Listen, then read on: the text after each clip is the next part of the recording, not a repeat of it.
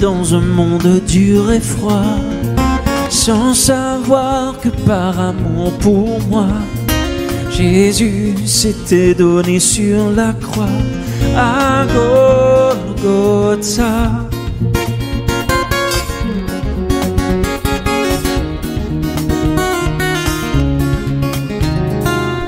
Ployant sous le poids de mon péché, redoutant la mort, l'éternité, à Christ enfin j'ai tout confessé à Golgotha. Oh, c'est là que mes fardeaux sont tombés, c'est là que Jésus m'a tout donné, le pardon, la paix, la liberté à Golgotha.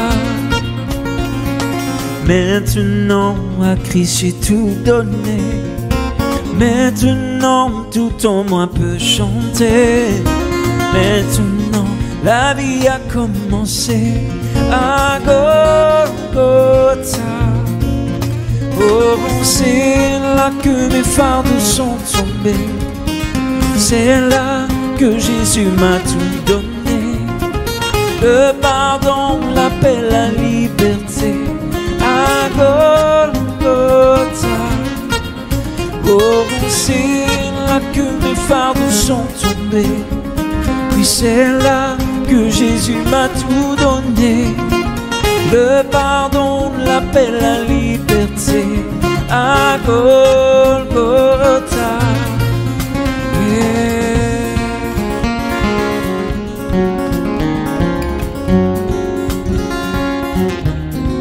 Golgotha.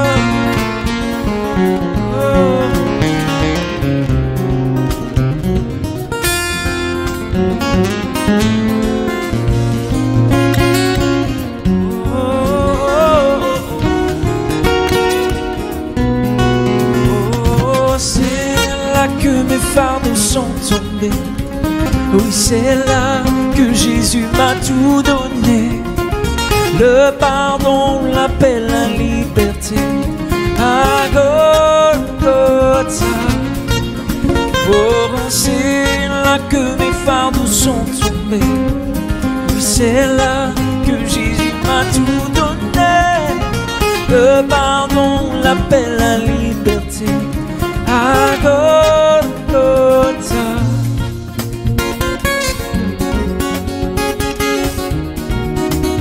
À Golgotha.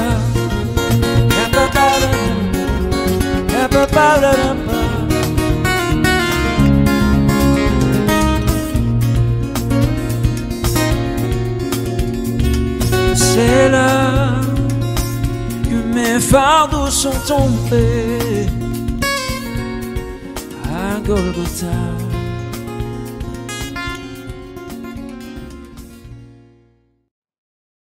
Voilà, gloire au Seigneur, heureux de pouvoir se retrouver encore en ces instants pour partager ensemble la parole de Dieu. Et c'est tellement important, jour après jour, de nous nourrir de cette parole.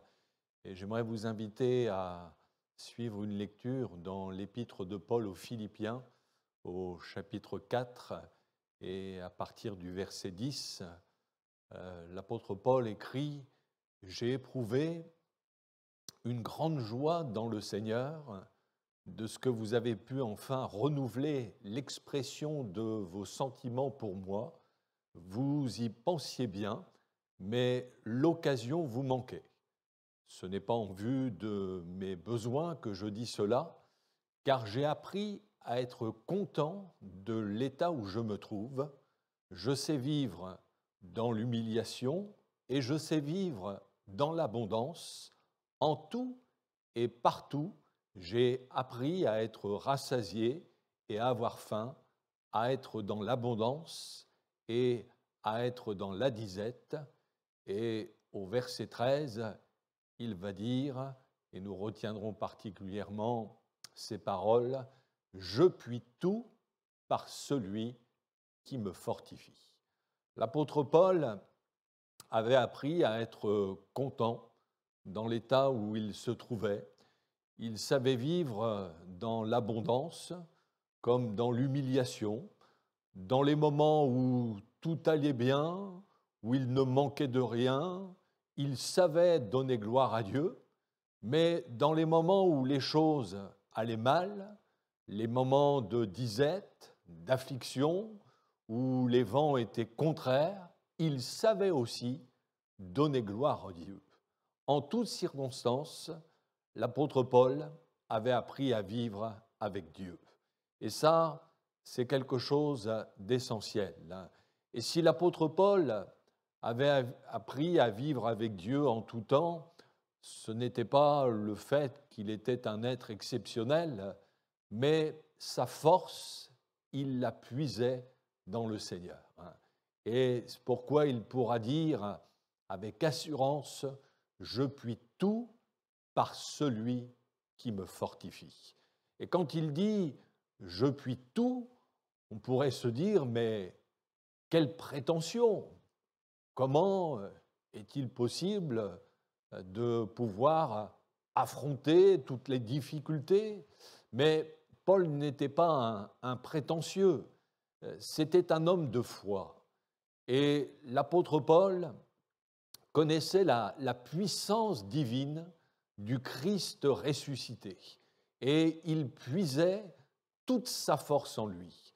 Et sachons, mes frères et sœurs, qu'aucune circonstance, aucune épreuve, aucune difficulté, aucune tentation ne restera en Christ sans solution. Et si dans ces moments-là, nous savons nous confier, nous reposer sur le Seigneur, nous pourrons expérimenter sa force toute puissante avec laquelle nous pouvons tout. Paul écrit dans son épître aux Éphésiens, chapitre 6, verset 11, « Au reste, fortifiez-vous dans le Seigneur, et par sa force toute puissante, revêtez-vous de toutes les armes de Dieu, afin de pouvoir tenir ferme contre les ruses du diable. » Vous savez, face aux ruses de l'adversaire de notre âme, face à toutes les tentations, les séductions auxquelles nous pouvons être confrontés dans ce monde, face même aux oppositions de toutes sortes, à l'incrédulité, à la dureté des cœurs, il faut reconnaître qu'humainement parlant, nous sommes bien faibles. Que pouvons-nous faire par nos propres forces? Que pouvons-nous changer? Et c'est d'ailleurs le constat que le roi Josaphat fera en son temps, ce roi de Juda, qui, face à l'armée ennemie qui s'avançait, dira à Dieu dans sa prière. On trouve cela dans le deuxième livre des Chroniques, au chapitre 20, verset 12. Il va dire « Nous sommes sans force devant cette multitude nombreuse qui s'avance contre nous. Et nous ne savons que faire. » Et c'est le même constat que nous pouvons faire, nous aussi. Il y a des moments où nous ne savons que faire par nous-mêmes. Mais il va ajouter « Mais nos yeux sont sur toi. » Eh bien, nous aussi, fixons par la foi nos regards sur Jésus, recherchant plus intensément sa présence, afin qu'il nous communique la force dont nous avons besoin pour faire face aux assauts de l'adversaire, pour faire face aux mauvais jours et tenir bon. Combien de frères et sœurs qui sont passés par l'épreuve, le deuil, la maladie, les problèmes familiaux ou autres, et qui ont pu dire « Mais heureusement que le Seigneur était avec moi pour me soutenir, me consoler, parce que sinon je ne sais pas ce que je serais devenu, si j'aurais pu tenir. » Et nul doute que la présence de Jésus dans notre vie, c'est vraiment une force. C'est pourquoi quoi qu'il nous arrive, ne baissons jamais les bras. Quand bien même l'épreuve nous semblerait par nous-mêmes au-delà de nos forces, ne disons jamais « je n'arriverai pas à m'en sortir », mais confessons plutôt avec l'apôtre Paul, et c'est une confession de foi, « je puis tout par celui qui me fortifie ». Alléluia. La force, elle est en Christ, mes bien-aimés. D'autres versions ont traduit ce verset 13 de cette manière, « Je peux tout par celui de qui je tiens ma force ».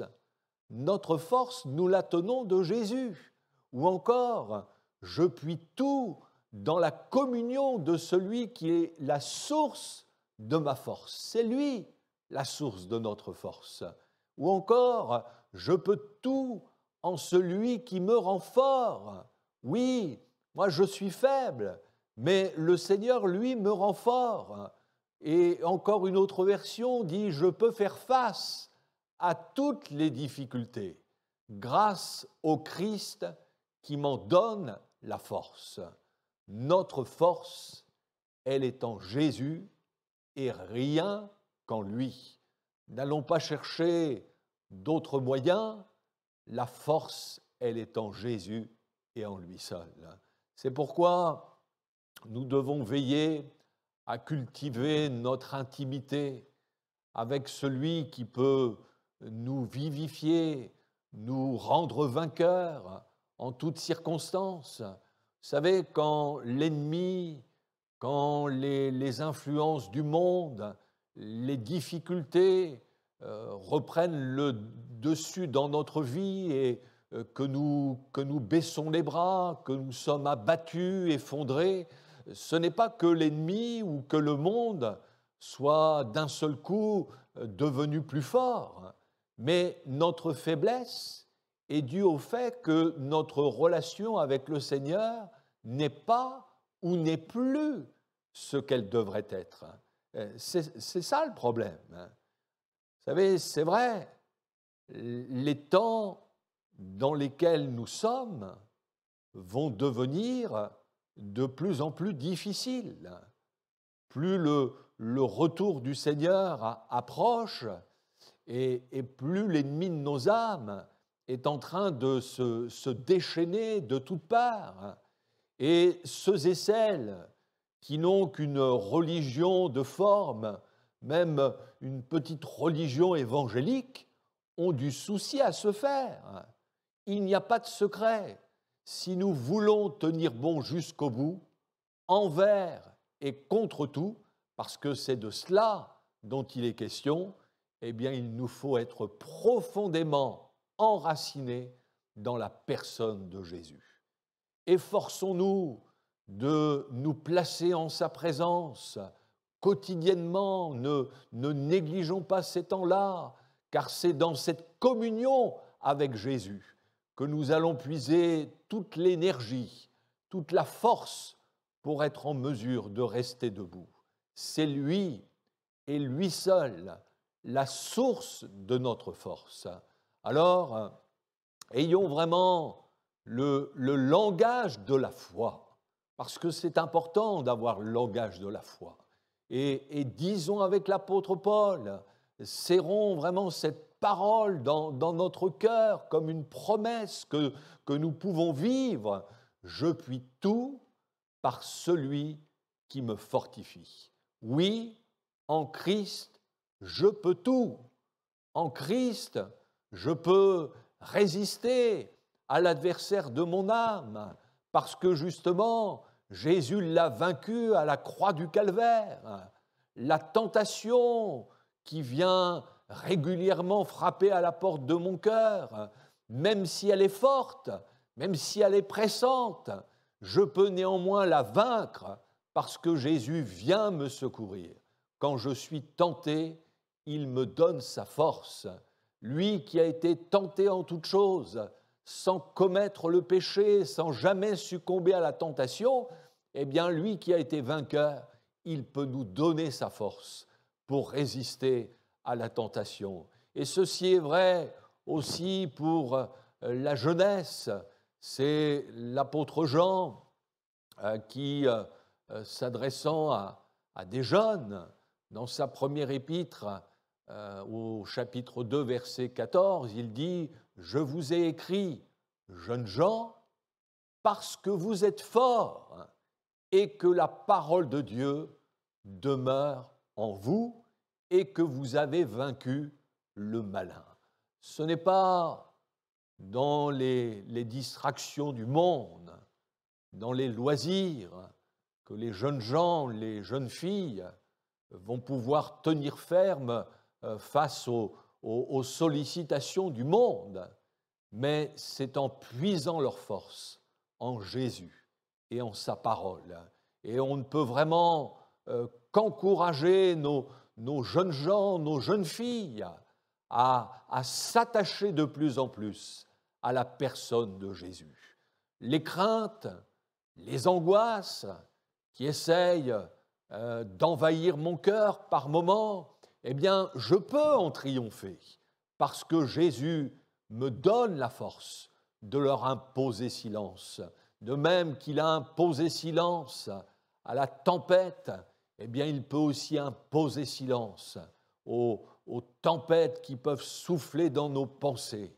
Il nous communique sa force. Les difficultés, les épreuves, aussi intenses soient-elles, même si elles durent depuis longtemps, je peux les supporter et les surmonter parce que la force du Seigneur agit en moi et qu'elle me sera toujours communiquée à la mesure de mes épreuves. Le Seigneur ne permet pas que nous soyons tentés ou éprouvés, parce que c'est le même mot, au-delà de nos forces. Mais il nous donnera toujours la mesure de sa grâce pour pouvoir supporter ces moments difficiles. Dans un monde aussi souillé que le nôtre, on pourrait se dire, mais ce n'est pas possible d'avoir une vie sainte. Eh bien si, en Jésus-Christ, je peux néanmoins vivre une vie de sainteté.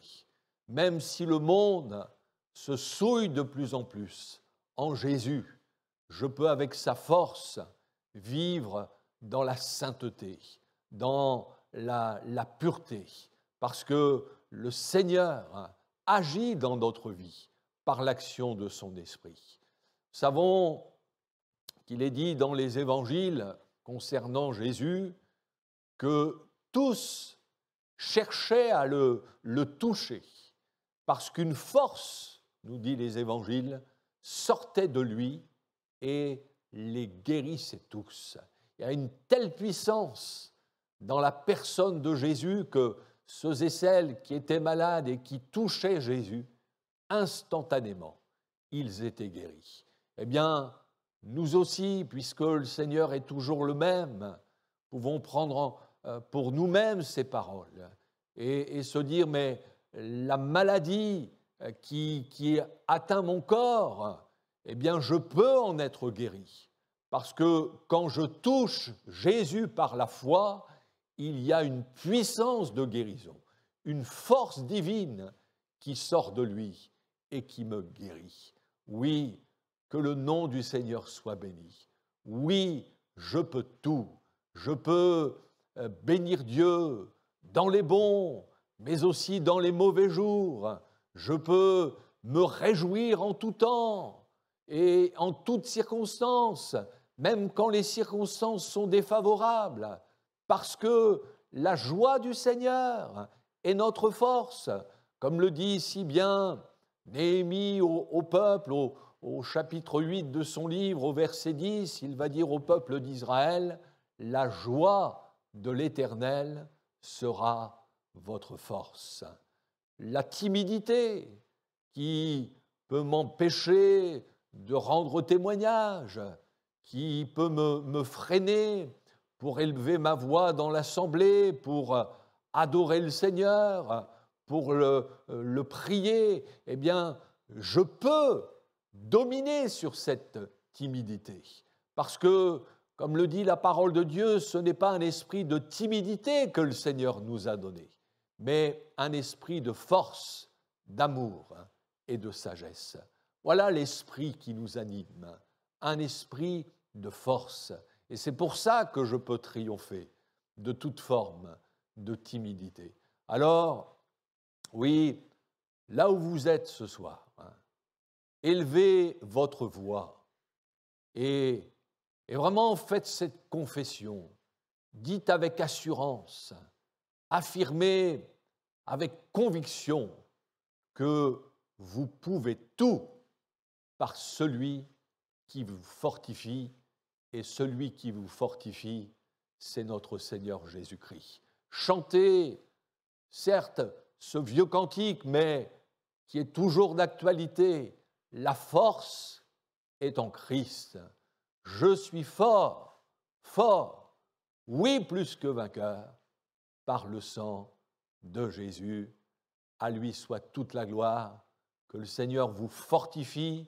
Vraiment, serrez ces paroles dans votre cœur et jour après jour, quelles que soient les difficultés, aussi grandes soient-elles, n'oubliez pas de confesser que vous pouvez tout par la force de Jésus-Christ. À lui soit toute la gloire. Amen. Peux-tu briser du péché le pouvoir? Si dans ton cœur tu veux le recevoir, la force est en Christ. Ah, dites avec moi. La force est en Christ. Peux-tu braver et la mort et l'enfer? Jésus d'un mot fait tomber tous les fers. La force est dans le sang de Christ. Je suis fort, fort, oui, plus que vainqueur, par le sang de Jésus. Je suis fort, fort, oui, plus que vainqueur, par le sang de Jésus, mon sauveur. Hey!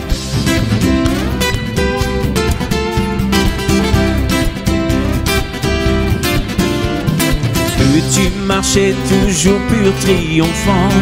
Pour te garder, Jésus est tout puissant. La force est en Christ. Dis avec moi. La force est en Christ. Peux-tu du ciel t'approcher chaque jour? Avec Jésus demeurer pour toujours. La force est dans le sang de Christ. Et je suis fort, fort, oui, plus que vainqueur, par le sang de Jésus. Je suis fort, fort, oui, plus que vainqueur, par le sang de Jésus, mon sauveur.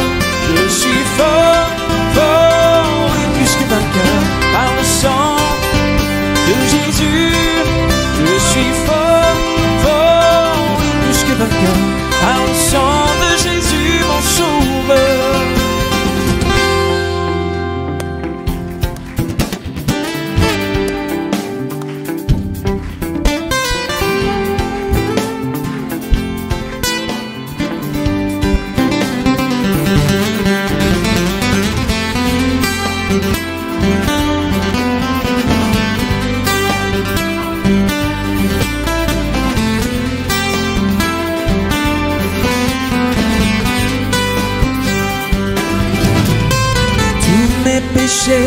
Sont effacés par sa puissance. Le sang de Jésus m'a libéré.